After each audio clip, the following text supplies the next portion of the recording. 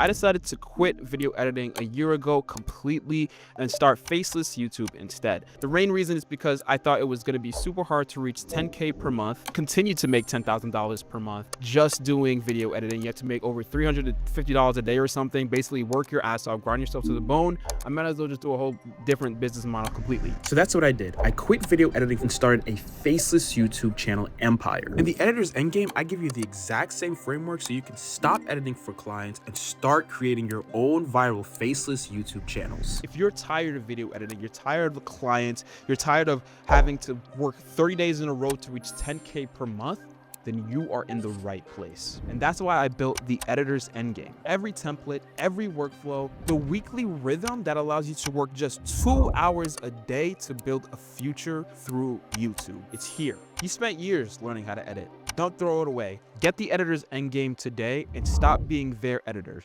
Become your own.